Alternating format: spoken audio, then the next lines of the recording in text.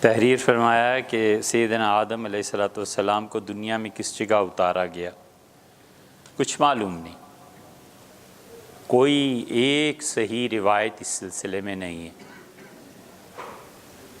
Jeddah عربوں کا اپنا ایک مقولہ ہے، وہ کہتے ہیں یہاں اتارا گیا۔ اس سے بعض لوگوں کو غلط فہمی ہوئی ہے کہ جدہ دادی کو کہتے ہیں، اردو میں بھی استعمال ہوتا ہے نا کہ جد، ایسی بات نہیں ہے۔ وہ جدہ دادی حوا کے متعلق نہیں ہے، وہ جدہ کا مطلب الگ ہے، علیحدہ ہے۔ وہ چونکہ سمندر کے ساحل پہ ہے اور الگ اس کا راستہ تھا، اس لیے اسے جدہ کہا گیا ہے۔ کوئی ثبوت نہیں ہے کہ آدم علیہ السلام وہاں تشریف لائے ہو۔ سری لنکا والے کہتے ہیں وہاں سے آدم علیہ السلام تشریف لائے تھے، کچھ پتہ نہیں ہے، آئے ہوں گے نہیں آئے ہوں گے، کیا معلوم۔ کوئی ایک مستند روایت جس کا ثبوت تاریخ سے ملتا ہو، یا جس کا ثبوت اس سے بھی بڑی چیز ہے کہ حضرت رسالت مآب صلی اللہ علیہ وسلم فرما دیتے اور صحیح روایت ہم تک پہنچ جاتی کہ صحیح ختم ہو جاتا۔ جس مقام پر اتارا گیا، کیا وہ قرآن تو بہت دور کی بات ہے، سرے سے تاریخ سے بھی ثابت نہیں، آئے وہاں جہاں بھی تشریف لائے، اس سے بحث ہی کیا ہے۔ روحانیت کے سفر میں مرشد کو کیوں ضروری قرار دیا گیا؟ اگر ایک شخص متقی پرہیزگار نماز روزے کا اہتمام کرتا ہے اور ذکر اذکار بھی باقاعدگی سے کرتا ہے تو کیا اسے روحانیت مل سکتی ہے؟ کوشش کیجئے میاں، اس میں کیا حرج؟ لبا وہ سفر طے کر سکتے ہیں اور کسی کی ضرورت نہیں ہے تو بسم اللہ کون روکتا ہے، کون منع کرتا ہے؟ ضرور، لیکن آج تک ایسے ہوا نہیں۔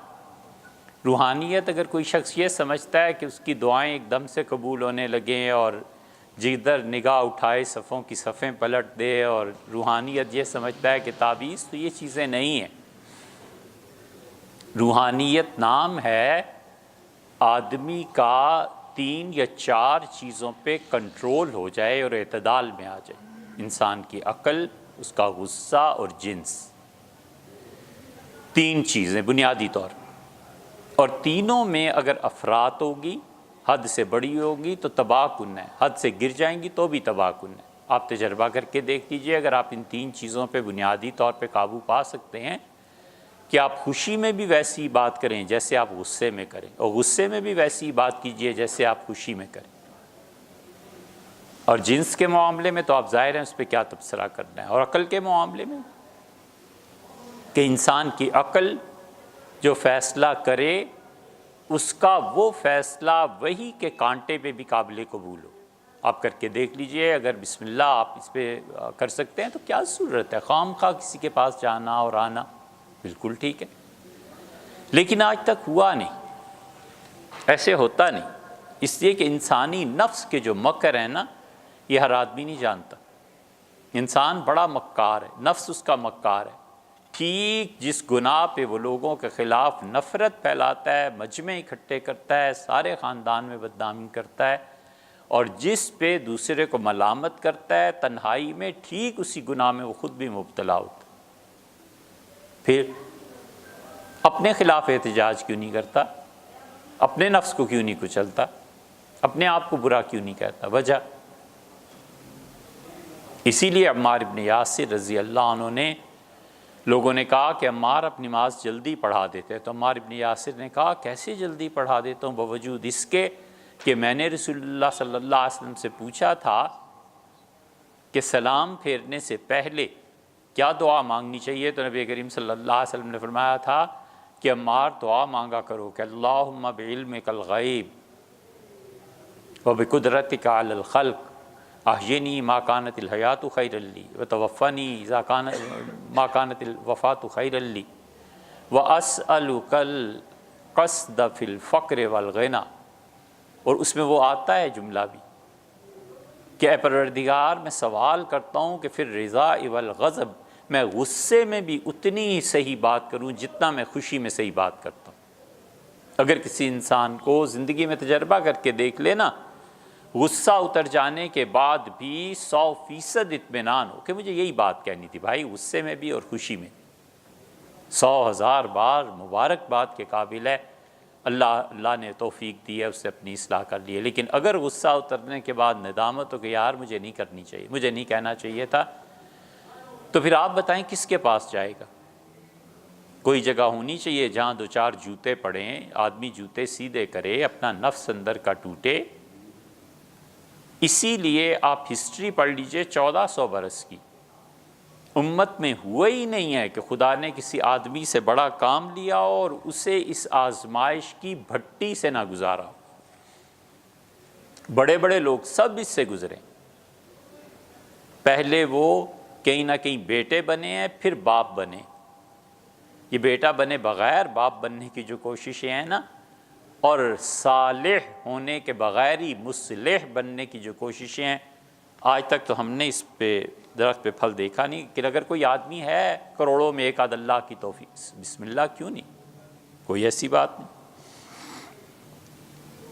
ذکر اذکار بھی باقاعدگی سے کرتا ہے تو اسے روحانیت مل سکتی ہے، اسے اچھے اخلاق مل گئے تو روحانیت ہی روحانیت۔ روحانیت میں پھر مدارج، اصحاب یمین میں شامل ہونا ہے، اصحاب یمین سے بڑھ کر مقربین میں شامل ہونا ہے۔ اصحاب یمین کوئی چھوٹی بات ہے؟ اللہ نے قرآن میں کہا فسلام اللہ کا، اللہ کی سلامتی ہو ان پہ جو اصحاب یمین میں سے۔ اصحاب یمین تو وہ ہیں جن پہ اللہ سلام بھیجتا ہے۔ آپ کو پتہ ہی ہوگا کہ اہل السنہ میں خود اختلاف ہے کہ حضرت عائشہ رضی اللہ عنہ افضل ہیں یا ام المومنین حضرت خدیجہ رضی اللہ عنہ افضل ہیں۔ اہل السنہ ہی میں سے ہمارے عقیدے کے جو علماء ام المومنین حضرت خدیجہ رضی اللہ عنہ کو سب سے افضل قرار دیتے ہیں، اور وہ اہل تشیع کا بھی یہی ہے عقیدے کے باب میں کہ ام المومنین حضرت خدیجہ رضی اللہ عنہ کو سب سے افضل قرار دیتے ہیں۔ اور ہمارے ہاں بھی وہ دلیل کیا دیتے ہیں، اور ادلہ میں سے ایک دلیل یہ دیتے ہیں کہ حضرت خدیجہ رضی اللہ عنہ کو اللہ نے سلام بھیجا ہے، اور ام المومنین عائشہ رضی اللہ عنہ کو جبریل امین نے سلام کیا ہے۔ تو اللہ کا سلام بہت بڑی چیز ہے۔ فسلام اللہ کا من اصحاب الیمین، اللہ نے کہا ہمارا سلام ہے ان کو جو رائٹسٹ ہیں، جو دائیں ہاتھ پہ ہیں۔ یہ رائٹسٹ ہونا، دائیں ہاتھ میں شامل ہو جانا زندگی کے ہر معاملے میں کوئی آسان تھوڑا ہی۔ آپ کی کوئی تعریف کرتا ہے 100 بار، آپ سمجھتے ہیں کہ سب خوش آمد ہے، یار کچھ کہتا رہے، انصاف انصاف ہے۔ آپ کی مذمت کرتا ہے، نکلوانا چاہتا ہے اپنا کام، تاکہ آپ کو غصہ آئے، آپ جا کے اس کی خاطر لڑیں، آپ کہیں نہیں کوئی فرق نہیں پڑتا۔ مدح اور ذم دونوں برابر، اچھا کہے برا کہے پرواہ نہیں، مخلوق سنے نہ سنے پرواہ نہیں۔ لوگ اپریشیٹ کر لیں گے تو کیا دے دیں گے، لوگ برا کہہ لیں گے تو کیا چھین لیں گے۔ یہ ہیں اصحاب یمین۔ اور اس سے بھی بڑھ کے پھر اللہ نے کہا مقربین، وہ جو اللہ کے قریب ہیں۔ اللہ نے کہا ہے کہ تمہیں کیا پتہ کہ جو ہمارے قریب ہوں گے وہ کون لوگ ہوں گے؟ وہ ایسے لوگ ہیں جن کو صبح شام ایک ایک دن میں 2 مرتبہ تعالیٰ شان اپنی زیارت سے نوازیں گے۔ اللہ کو دیکھنا چھوٹی چیز نہیں ہے، اللہ کی رویت بہت، یعنی اس سے زیادہ انعام ہو کیا سکتا ہے۔ اللہ نے کہا ہے جو لوگ نیکی کریں گے ہم انہیں جنت دیں گے بس زیادہ، اور جنت کے علاوہ بھی کچھ دیں گے۔ وہ جنت کے علاوہ کیا ہے؟ حضرت عمار بن یاسر رضی اللہ عنہ کی اسی دعا میں آتا ہے کہ حضور صلی اللہ علیہ وسلم نے مجھے سکھایا تھا اور مجھے کہا تھا کہ وَأَسْأَلُكَ، اور یہ بھی مانگنا کہ اللہ میں تجھ سے سوال کرتا ہوں لذت النظر الی وجہک، اللہ میں اس نظر کی، اس دیکھنے کی لذت کا جو تجھے دیکھنے سے حاصل۔ حسن جو ہوتا ہے نا وہ اپنے ساتھ لذت کو بھی شامل رکھتا ہے، مکس اپ ہوا ہے نا حسن اور لذت۔ چاہتا ہے کہ حسین چیز سے استفادہ کرے، مستفید ہو۔ وَالشَّوْقَ إِلَىٰ لِقَائِكَ، اور اللہ میں آپ سے سوال کرتا ہوں کہ میرے دل میں تڑپ پیدا ہو جائے۔ شوق کا معنی تڑپ ہے، تڑپ پیدا ہو جائے کہ میں آپ سے ملوں۔ من غیر فتنۃ مضلہ، اللہ کسی آزمائش میں نہ ڈال جو اس نعمت سے مجھے محروم رکھے۔ ضراء مضرہ، اللہ نہ ایسی مصیبت میں ڈال تکلیف مجھے پہنچے اور اللہ اس تکلیف میں بے صبری کا اظہار کر دوں اور قیامت میں رویت سے محروم ہو جاؤں، تجھے دیکھ نہ پاؤں۔ اللہ میں تیری پناہ مانگ۔ میں سوال کر، یہ سارے عمار ابن یاسر رضی اللہ عنہ کی روایت میں اصحاب مقربین میں شامل ہونا کوئی آسان بات ہے بھائی؟ بالکل، اگر اس کے بغیر ہو سکتا ہے کیا حرج ہے؟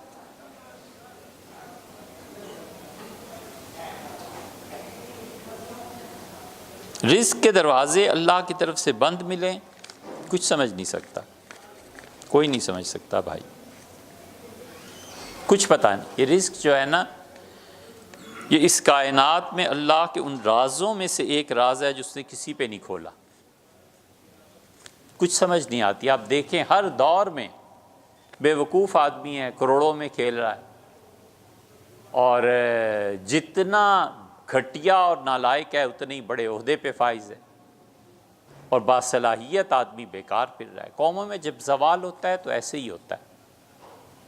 حضرت رسالت مآب صلی اللہ علیہ وسلم نے فرمایا تھا کہ قیامت کے قریب دنیا بھر کی اقوام اس شام میں، سیریا میں جمع ہو جائیں گی، تو سیریا میں آنے والے لوگ اس وقت کے بدترین لوگ ہوں گے اپنے اخلاقیات کے اعتبار سے۔ رزق ملے گا، رزق کے معاملے میں کچھ بھی نہیں کہا جا سکتا، اللہ کی اپنی مرضی اور اس کے اپنے فیصلے ہیں۔ باقی یہ آپ نے ٹھیک لکھا آخر پہ کہ اگر کسی سوال کا جواب پہلے دے دیا ہے تو پھر ریپیٹ کیجیے۔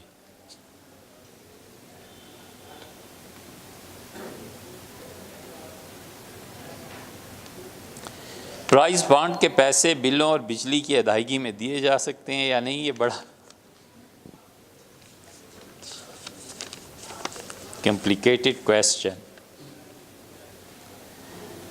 جمعہ کی دوسری اذان کب اور کیوں شروع ہوئی؟ جبکہ رسول اللہ کے بعد خلافت راشدہ کے دور میں کئی حدیثیں، ارے یار خلافت راشدہ سے ثابت نہیں ہے، یہ کیسی بات کرتے ہو؟ ایک ہی اذان ہوا کرتی تھی۔ آپ ایک اصول کی بات سمجھیے، یاد رکھیے کہ جو چیز حضرت رسالت مآب صلی اللہ علیہ وسلم کے زمانے میں نہیں تھی اور خلفائے راشدین نے اسے شروع کیا ہے، وہ قطعاً بدعت نہیں ہو سکتی، یہ نہیں ہو سکتی۔ اگر ہم اس کو بدعت قرار دیں تو اس دین کو تالا لگا کے گھر جا بیٹھیے۔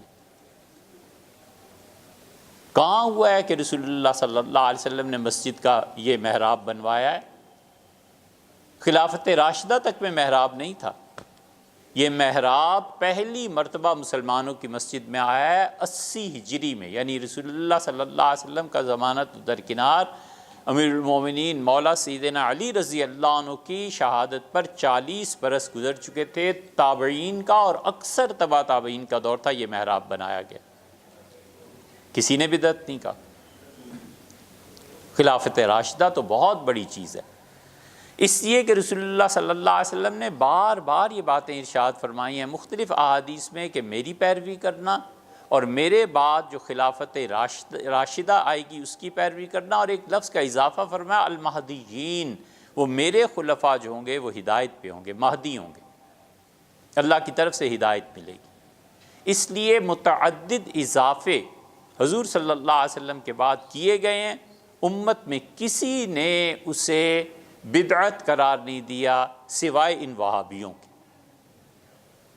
انہوں نے سیدنا عمر رضی اللہ عنہ کے فیصلوں کو کاٹا ہے، امیر المومنین رضی اللہ عنہ کے جتنے فیصلے ہیں انہوں نے انہیں ٹھکرایا ہے۔ امیر المومنین نے یہ کہا تھا کہ 3 طلاقیں 3 ہیں، اور امیر المومنین عمر رضی اللہ عنہ کی حیثیت ایسی تھی کہ جس چیز پہ انہوں نے اتفاق کرا دیا امت کا، اور جو چیز انہوں نے محضر صحابہ میں طے کر، بڑے دانا آدمی تھے، ان کی عقل مندی کے کیا کہنے، انہوں نے علی ابن مسعود فلاں فلاں فلاں فلاں پر پابندی عائد کر دی تھی رضی اللہ عنہ کے مدینہ منورہ سے کہیں نہیں جاؤ۔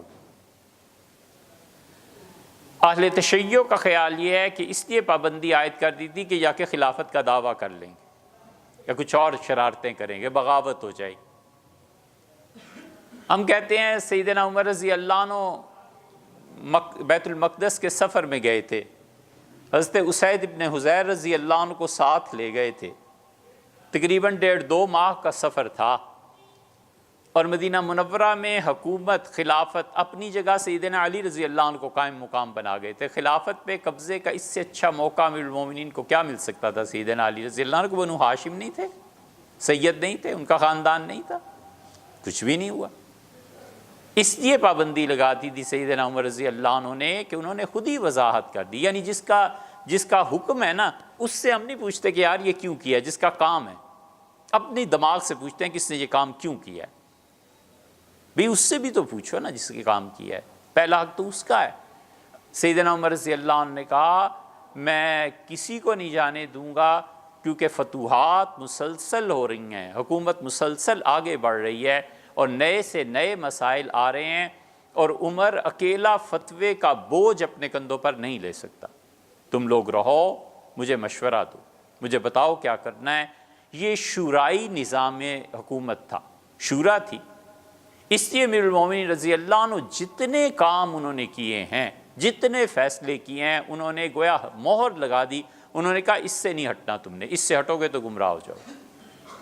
وہابیت نے وہ فیصلے تبدیل کیا۔ سیدنا عمر رضی اللہ عنہ 20 تراویح پہ سب کو متفق کر دیا تھا، سب 20 ہی پڑھتے تھے، یہ پھر شوشہ اٹھا 8 کا اور 12۔ امیر المومنین رضی اللہ عنہ نے 3 طلاقیں 3 ہی قرار دے دی تھیں، ختم ہو گئی تھی بات، پھر شوشہ اٹھا 3 طلاقیں ایک ہے کہ نہیں ہے، حتیٰ کہ شیخ الاسلام ابن تیمیہ رحمۃ اللہ علیہ جیسے آدمی اس بہکاوے میں آ گئے۔ اس لیے خلفائے راشدین نے جو کام کیا ہے نا، اگر ہم اسے کہیں بدعت ہے تو پھر آپ سارے دین کو تالا لگا دیجئے، کیونکہ انہوں نے ایسے ایسے کام کیے ہیں جو رسول اللہ صلی اللہ علیہ وسلم نے آئے ہی نہیں، پیش ہی نہیں ہوئے۔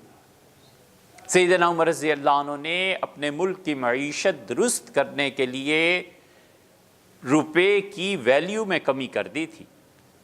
یہ کسی کے دماغ میں اس وقت آ سکتا تھا کہ روپے کی ویلیو میں کمی کی جائے، اضافہ کیا جائے، کیسے معیشت درست ہوگی؟ انہوں نے اپنے زمانے کے سکے ہی تبدیل کر دیے۔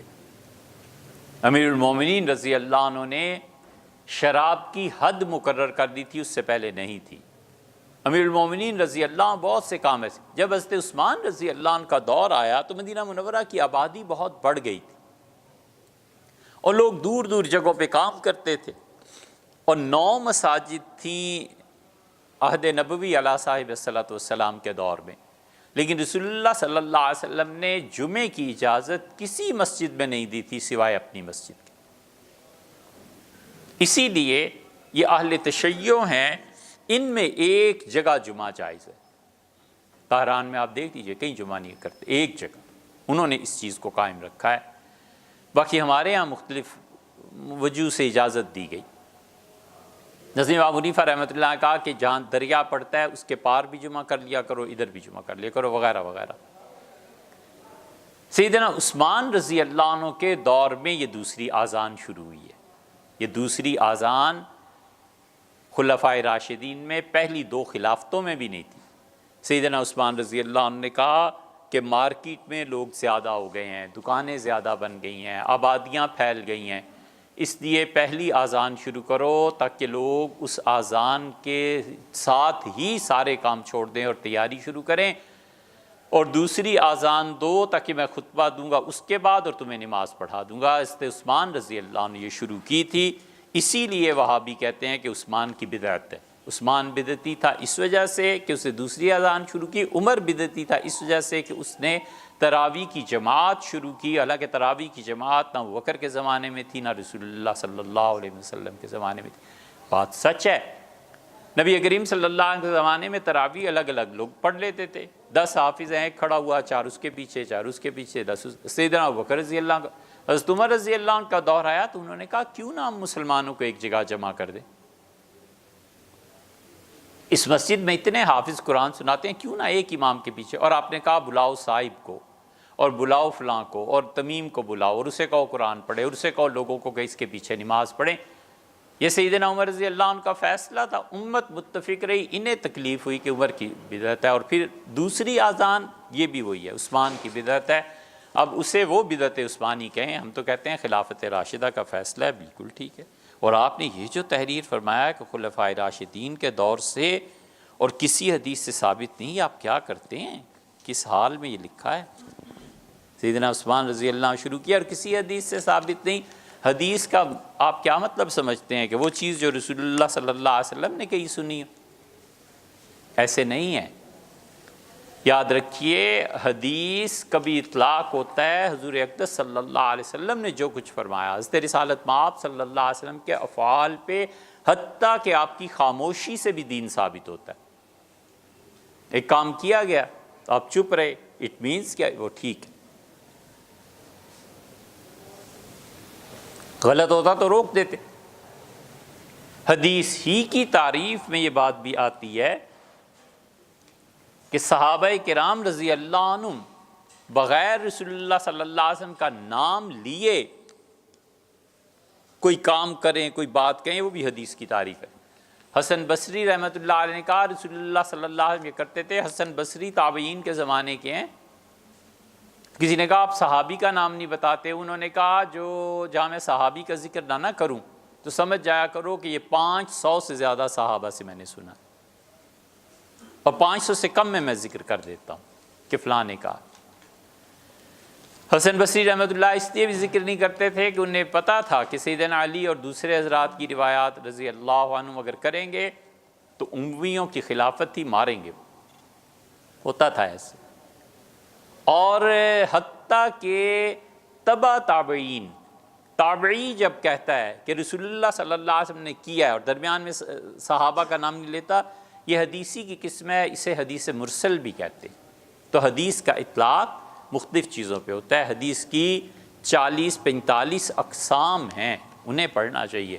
آپ چاہیں تو تدریب الراوی پڑھیے، اور تدریب الراوی کے جامع الازہر کے مشائخ نے جو تشریح کی ہے وہ کتاب آسان ہے، بہت اچھی تشریح ہے۔ الباعث الحسیس پڑھ لیجئے، یہ جو علماء ازہر نے کی ہے وہ کوئی 2,2500 صفحے پہ ہے اور بہت اچھی ہے، اسے پڑھ لینا چاہیے۔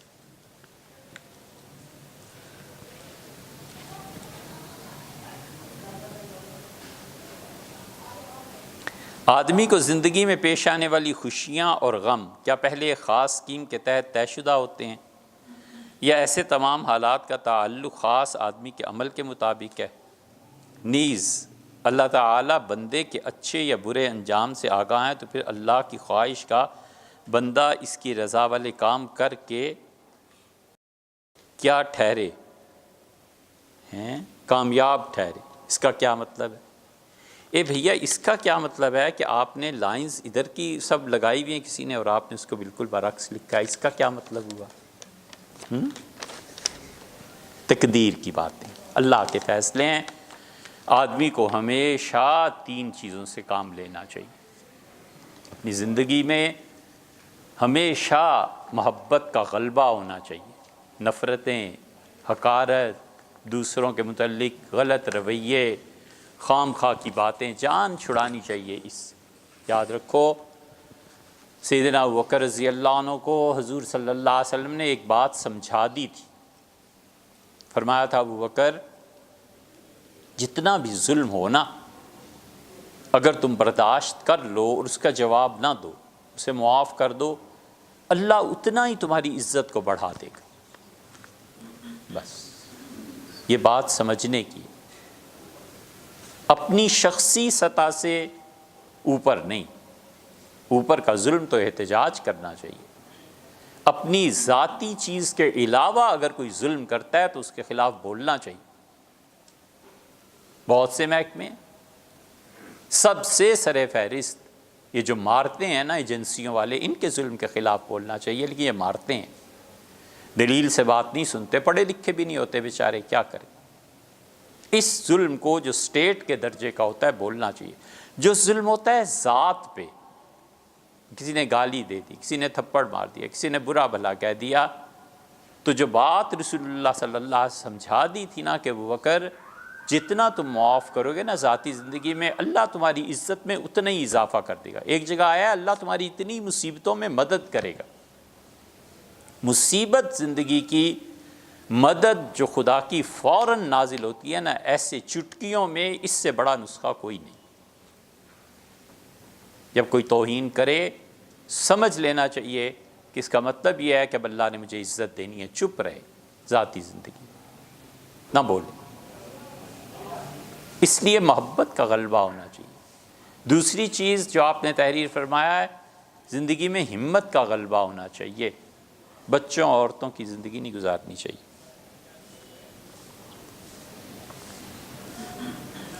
اسی لیے جو بچے زیادہ عورتوں کی مجلس میں بیٹھتے رہتے ہیں نا، یہ کم ہمت ہو جاتے ہیں، بزدل ہو جاتے ہیں۔ مردوں میں رہنا چاہیے، مردوں جیسے کام ہونے چاہیے، بلند ہمت، عالی مرتبہ۔ اور تیسری چیز یہ جو آپ نے تحریر فرمایا اسکیمز اور یہ اور وہ، بالکل اس بحث سے اوپر اٹھ کے اپنے کام پہ نظر رہنی چاہیے، میں نے کرنا کیا ہے۔ جبریل امین خواب میں آ کر کہہ بھی دینا کہ تمہاری تقدیر یہ ہے کہ تم نے کل اگر لاہور گئے تو مر جاؤ گے، تو بھی لاہور جانا چاہیے، وہ جانے اس کے کام جانے، میں نے اپنا کام کرنا، سمجھے؟ عزم، ہمت، طاقت، وسائل کا صحیح استعمال، اپنے دماغ کو ذہنی آوارہ گردی میں مبتلا نہ کرنا۔ یہ ذہنی آوارگی جو ہے نا، یہ بڑے بڑے لوگوں کو تباہ کر دیتی ہے۔ ذہنی آوارگی ہے نا، کوئی سوچنے کا کام ہے نہیں، اس کو سوچا، سامنے یہ منظر آ گیا، اس کو سوچنا شروع کر دیا، راستے میں ایکسیڈنٹ ہو گیا، کھڑے اس کو جھانک رہے ہیں، پھر ادھر ٹی وی لگا ہوا ہے اس کو دیکھ رہا ہے، پھر کیا کیا، یہ ذہنی آوارگی نہیں تو اور کیا۔ رات کو گھر دیر سے آؤ تو کسی زمانے میں ماں باپ پوچھتے تھے کہ کیا خیریت تو ہے، آج کل کہاں جا رہے؟ تو جسمانی آوارگی کی تباہی ہے، یہ ذہنی آوارگی اس سے بدتر ہے۔ جان چھڑائی سے سیدھی طرح اپنے کام سے کام رکھ کے سوچتا ہے، جس موضوع پہ اس پہ سوچے اور اس کے نتائج تک پہنچے۔ اصل ترقی ذہن کی ہے، دماغ کی۔ تو اپنے کام سے کام، اس چیزوں کو چھوڑ دے۔ اللہ نے اسکیم بنائی ہے تو ہم نے کیا کر لینا ہے؟ پھر بنائی ہوگی، خوشیاں دینی ہوں گی، مجھے اس خوشی کو صحیح استعمال کرنا ہے۔ اللہ نے اسکیم بنائی ہے، غم دینا ہے، کیا پروردگار سے شکایت ہے؟ اللہ سے اچھا گمان رکھنے کے ہم پابند ہیں۔ یہ فکرہ نہ سمجھ میں آئے نا، تم المومنین عائشہ رضی اللہ عنہ کے لیے جو آیات نازل ہوئی ہیں نا، ان کو ذرا غور سے پڑھ لیجئے، اس میں یہ بھی ہے۔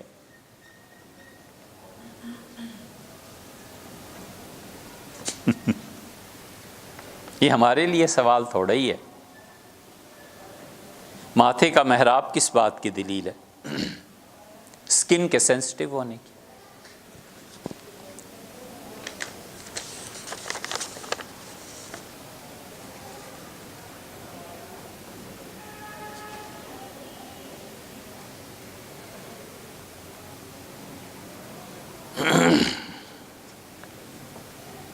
رونا جو ہے نا، حد الوسع، اس پہ قابو پانا چاہیے، نہیں رونا چاہیے۔ کوشش کرنی چاہیے کہ کتنا ہی اللہ سے تعلق ہو اور کچھ ہی ہو، آنسو نہیں نکلنے چاہیے۔ تنہائی الگ بات ہے، لوگوں کے سامنے، کسی کے سامنے آنسو نکلیں، یہ کوئی اتنی اچھی چیز نہیں ہے۔ حضرت مجدد الفسانی سرہندی رحمۃ اللہ کے متعلق آتا ہے، اس مقام کے آدمی تھے، ایک جگہ ان کے خلفاء نے لکھا ہے، ہم نے زندگی میں صرف ایک مرتبہ حضرت کی آنکھ سے آنسو ٹپکتے ہوئے دیکھا، کبھی نہیں دیکھا۔ نہیں کرنا چاہیے ایسے، لیکن اختیار میں نہیں ہوتا، تو جب اختیار میں نہیں ہوتا تو پھر کیا بحث کرنی۔ ہمیشہ زندگی میں اختیاری اور غیر اختیاری میں فرق کرنا چاہیے، یہ زندگی کا اصول ہے۔ جو چیز میرے اختیار میں نہیں ہے، میں نے کیا کر لینا ہے؟ ٹھیک ہے نا؟ خام خواہ کیا ضرورت ہے پاناما لیگ پہ تبصرے کرنے کی؟ میرے اختیار پہ تھوڑی، جو کرنا ہے کر لیں گے، ہمیں کیا ضرورت ہے اس گرمی پہ بحث کرنے کی یا سردی پہ؟ جن کے قبضے میں ہے وہ کر لیں گے، جنہوں نے اچھا موسم کرنا ہے کر دیں گے۔ ہمیشہ غیر اختیاری کاموں کو زندگی سے نکال دینا چاہیے، وقت بھی بچتا ہے، صلاحیتیں بھی بچتی۔ تو رونا جو غیر اختیاری ہو جاتا ہے نا، اس پہ کسی کا قابو نہیں رہتا۔ سیدنا ابوبکر رضی اللہ عنہ کی حالت ایسی تھی، کان لا یملک عینیہ، وہ اپنی آنکھوں پہ قابو ہی نہیں رکھ سکتے تھے۔ ادھر کسی نے قرآن پڑھنا شروع کیا اور ادھر ابوبکر کو جھڑی لگی رضی اللہ عنہ۔ ادھر کسی نے تلاوت شروع کی اور یہ صحابہ کرام رضی اللہ عنہ بعض ایسے تھے دھاڑیں مار کے رونے لگتے تھے۔ مما عرفوا من الحق، قرآن کہتا ہے کہ جب وہ خدا کا کلام سنتے ہیں، ترا اعینہم، تم ان کی آنکھوں کو دیکھو جب قرآن ان پہ پڑھا جاتا ہے، تفیض من الدمع، وہ مسلسل آنسو ان کے گرنا شروع ہو جاتے ہیں۔ مما عرفوا من الحق، اس لیے کہ ان کے دل نے سچائی کو جان لیا، سچائی کی معرفت، اس کو پہچان جانا، اس کے لیے قیام، یہ پہلی سٹیج ہے تہذیب کی، اور تہذیب کی دوسری سٹیج اس وقت آتی ہے جب سچائی کو پھیلاتا ہے، اور تیسری سٹیج جس پہ تہذیب دیگر تہذیبوں کو ختم کر دیتی ہے، ہڑپ کر دیتی ہے، کھا جاتی ہے، وہ اس تہذیب میں بیوٹیفیکیشن ہے۔ تو اس لیے اصول تو یہی ہے، نہیں رونا چاہیے، لیکن جب اختیار میں نہ ہو تو کیا کریں۔ حضرت مرزا مظہر جان جانا رحمۃ اللہ ایک ایسی اچھی بات کہی ہے، انہوں نے ایک جگہ شعر میں فرمایا ہے کہ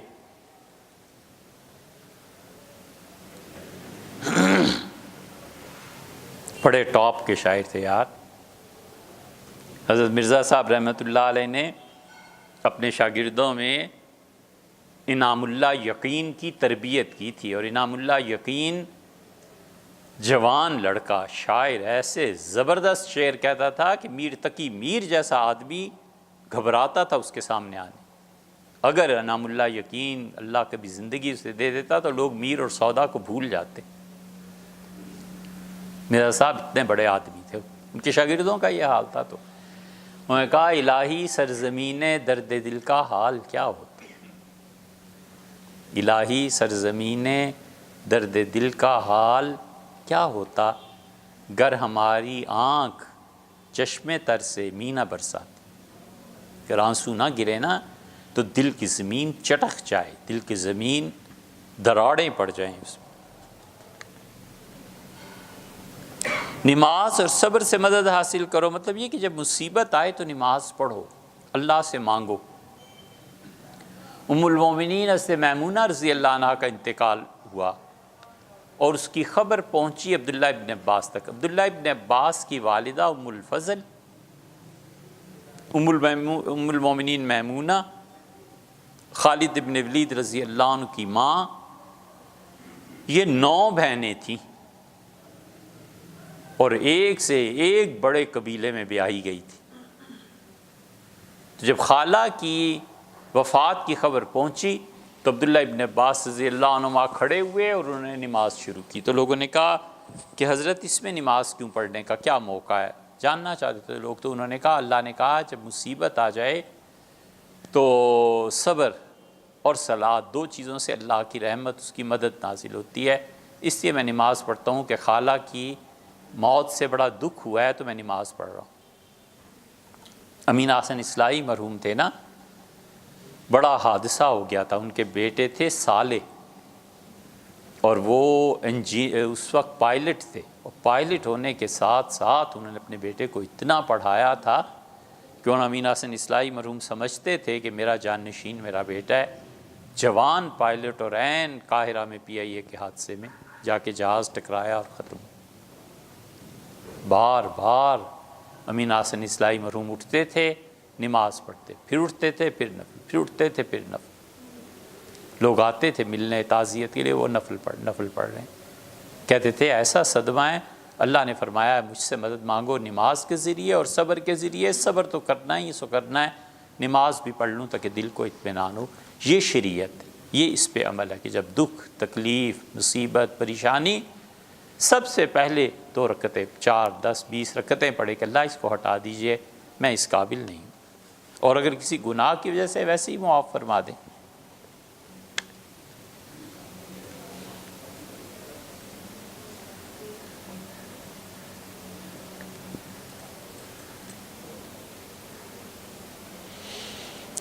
ایک عالم کا کہنا ہے کہ میڈیا اور انٹرنیٹ وغیرہ دین کے ابلاغ کے لیے استعمال نہیں کرتے،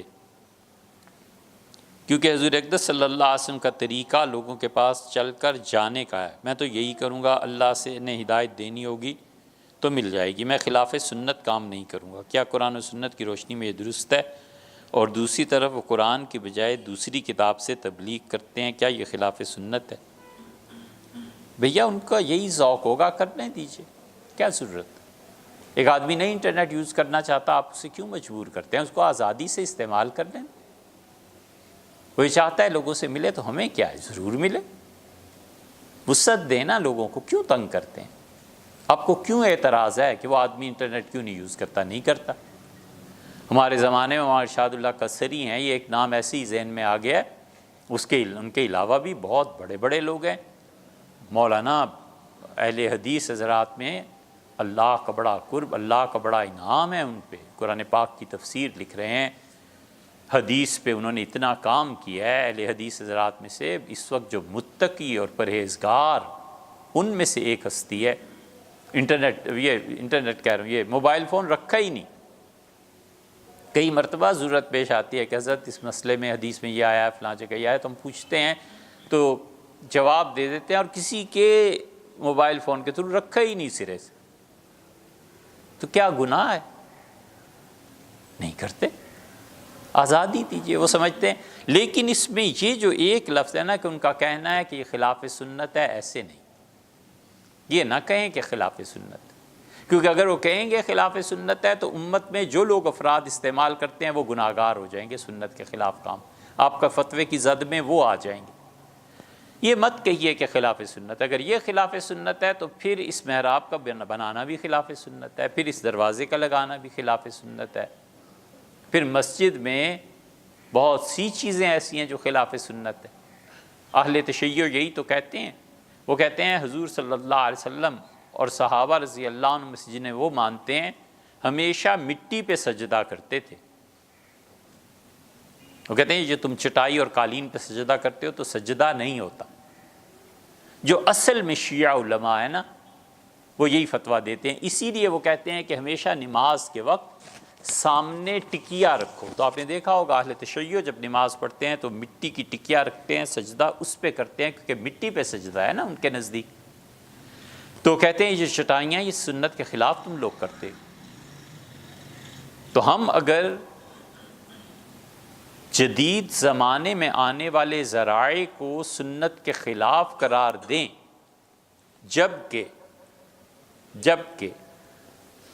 جبکہ یہ ذرائع شریعت سے نہ ٹکراتے ہوں اور ہم انہیں خلاف سنت قرار دیں تو ہم امت کو خود گمراہی پہ ڈال دیں گے. اس لیے یہ نہ کہیے کہ خلاف سنت ہے، نہ استعمال کیجیے، کیا حرج ہے. اور قرآن کی بجائے دوسری کتاب سے تبلیغ کرتے ہیں تو ٹھیک کرتے ہوں گے بھی، انہیں دوسری کتاب پہ شرح صدر ہوگا. اب ایک آدمی قرآن کے درس کی بجائے بخاری شریف کا درس دے تو پھر آپ کیا کہیں گے؟ ہمیشہ یاد رکھیے فتویٰ لوگوں کی وسعت، گنجائش، لوگوں کو آزادی، ان کی مشکل کو حل کرنے کے لیے ہوتا ہے. فتوے اس لیے نہیں ہوتے کہ لوگوں کو جکڑو اور پکڑو اور مارو اور کفر کے فتوے دو. لوگوں کو حد الوسع سہولت دینی چاہیے تاکہ اپنے پروردگار کا قرب حاصل کریں.